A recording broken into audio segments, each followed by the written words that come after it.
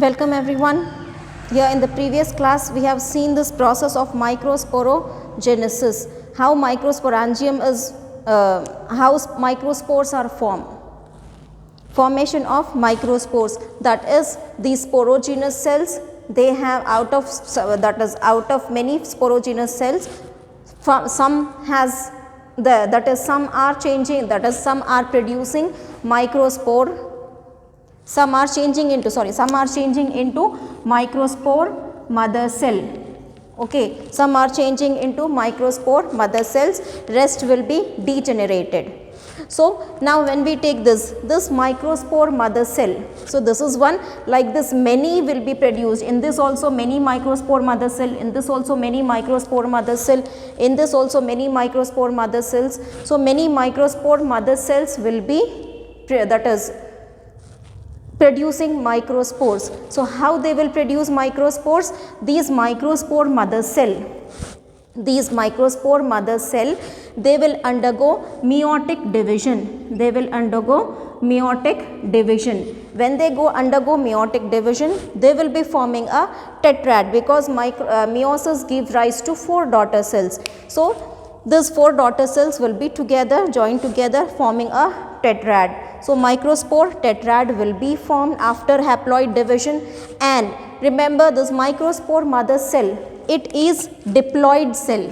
This microspore mother cell is a diploid cell. So when this diploid cell undergo meiosis,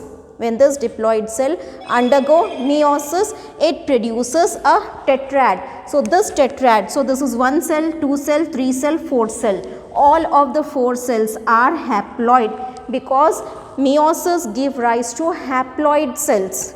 The diploid that is microspore mother cell, when it has undergone meiosis, it has produced 4 daughter cells. It has produced a tetrad, and this tetrad is haploid. This will be joined together for some time, and afterwards the tetrad will separate, all the 4 cells will separate, that is these 4 cells will separate. Now these 4 cells are called as microspores. So this one, these microspores are also haploid. As tetroid is haploid, the cells was together, here the cells are free, that is the only difference. So but these cells are haploid. Microspores are haploid in nature. Microspores are haploid cells. Okay, so around this, after some further development, so development is taking place, sporogenous cells, so changing into microspore mother cells. So microspore mother cell undergoing meiosis, the next change, it is producing 4 daughter cells, it is producing tetrad. Now the tetrad is again separating, it is forming microspores, that is the 4 cells separated, these are called as the microspores. These microspores, okay, now how further development will take place? These microspores changes into pollen grains. This microspores changes into pollen grains. So around this microspores, 2 layers will be formed. So these are the microspores. So when you see the further development in this microspore, this is the black layer, this is the actual plasma membrane of this microspore. This is the membrane of this microspore, this black one. Okay, and here it is a haploid cell, nucleus is present, cytoplasm is present inside this microspore. This microspore is covered by 2 layers. Okay, this one, inner one with the red color, this is called as intine. This is the inner layer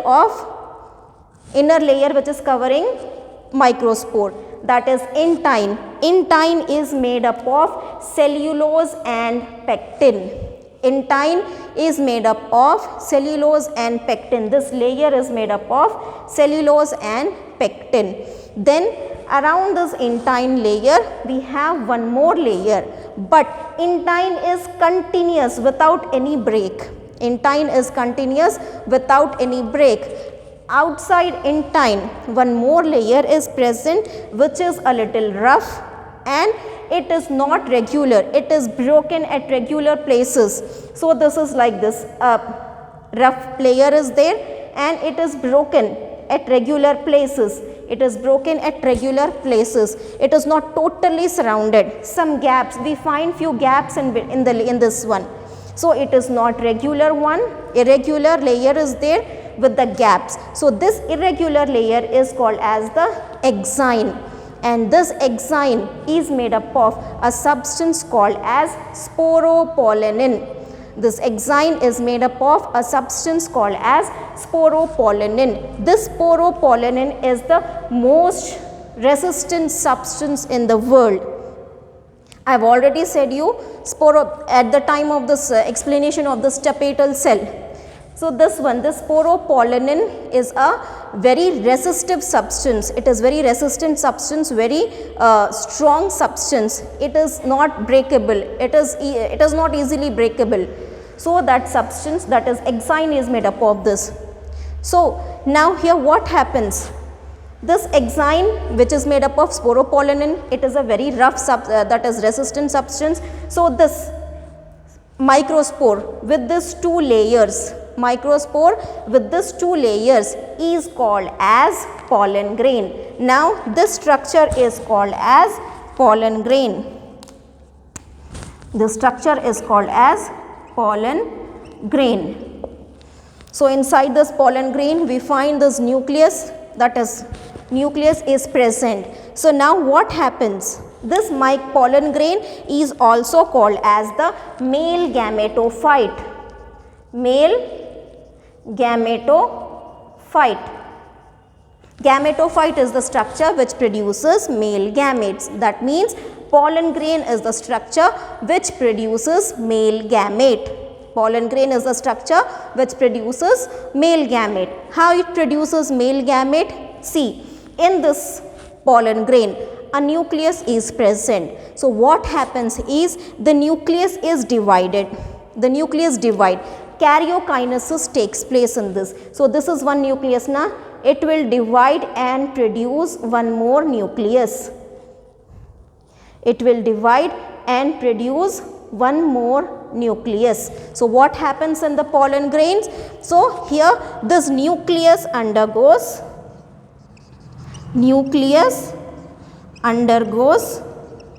karyokinesis. Karyokinesis is nothing but division of nucleus. So that means nucleus divides and produce one more, that is one more nuclei will be produced. Now after karyokinesis, karyokinesis will be followed by cytokinesis, that is cytokinesis will also divide. But here in this case now the division of cytoplasm is not proportionate, that equal proportions. Cytoplasm is not divided into equal proportion in both the cells.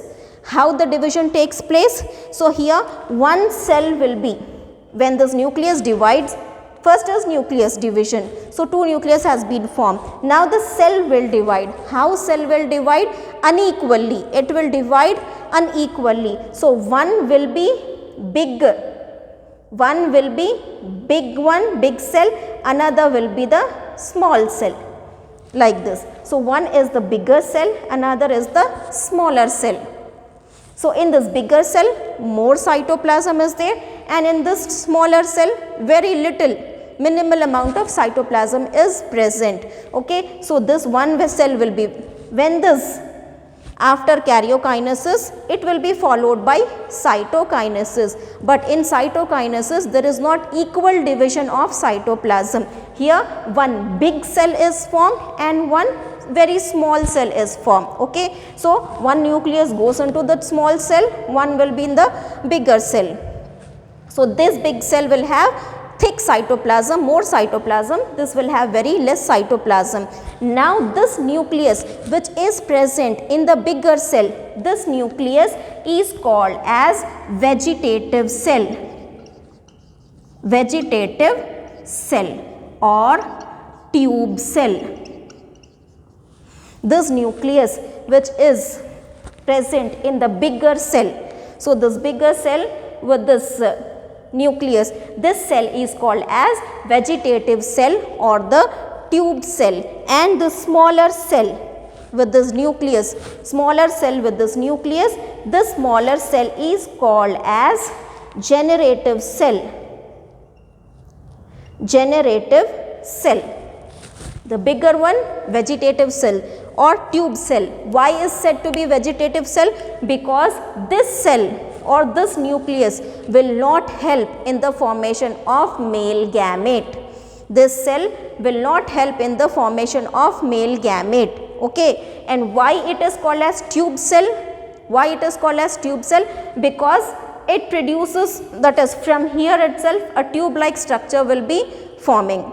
So this vegetative cell will not help in the formation of male gamete. So that is why it is called as vegetative cell. Now this is the smaller cell.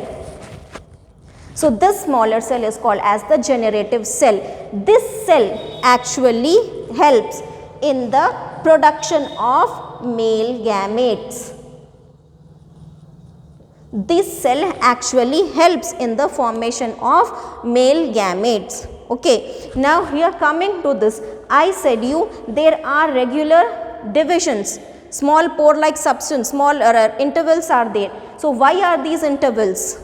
Because I said you this outer wall is made up of sporopollenin, and sporopollenin is a very tough substance, very resistant substance, it will not break. Then how will this male gamete come out from this? So for this now we have small spaces in between this layer.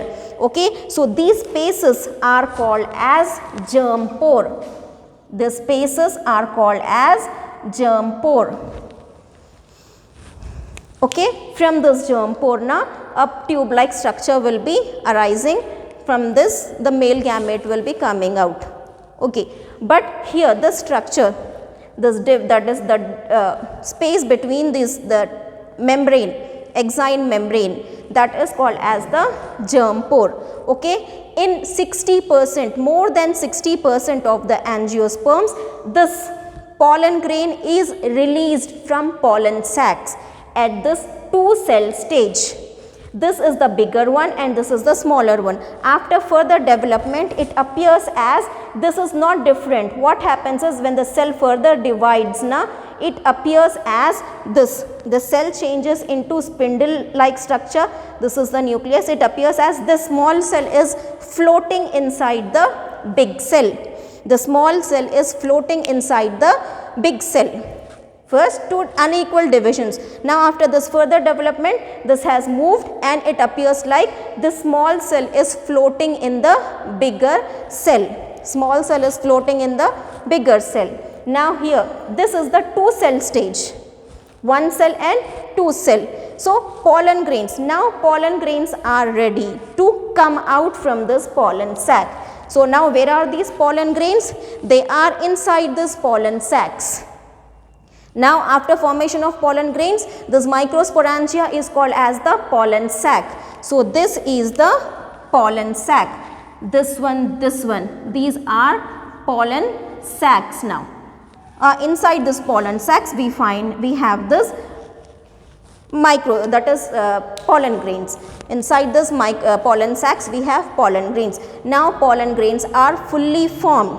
Pollen grains are fully formed. So at this stage, in 60% of the plants, pollen grains are released at this stage itself, 2-cell stage.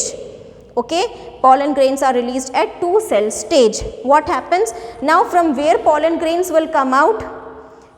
I said you, this one, the circular cells, these are fibrous. These are very fibrous. It is not easily breakable. So here, this space, the cells will be here. At these junctions now we don't find this fibrous material. This fibrous material will be coming here also. So at these junctions, at these corners, we don't find like this. This is the epithelium, this is the endothecium.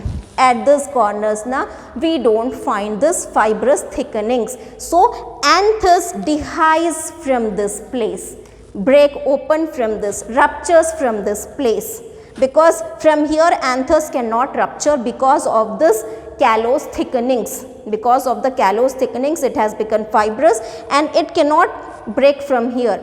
Anthers will break only from these places. only from this region. Okay, so now this region, when pollen grains are formed, when they are in two cell stage, mostly in 60%, more than 60% of angiosperms, now pollen grains with two cells, that is one cell and another cell. So it will come out. This will break and pollen grains will come out by rupturing this part of the anther. This is called as dehiscence of anther. So when anthers dehisce, pollen grains come out from the pollen sacs. Pollen grains come out from the pollen sacs.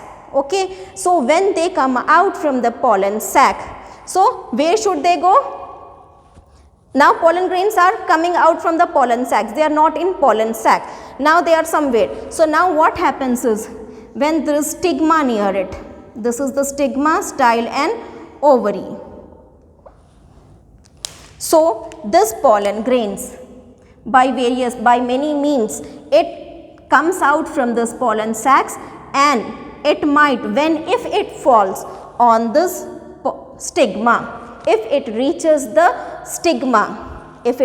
the stigma, now the pollen grain will produce a tube-like structure. The pollen grain will produce a tube-like structure, and the generative nucleus was there na, this generative nucleus will divide and produce two nuclei. It will produce two male nuclei. So these two male nuclei are nothing but the male gametes. These two male nuclei are nothing but the male gametes. So here in few plants it is released at this two cell stage only, more than 60% plants. So this two cells, when it comes out, when the pollen grains comes out and when it touches the stigma, when it falls on the stigma, this generative nucleus will divide and produce two nuclei.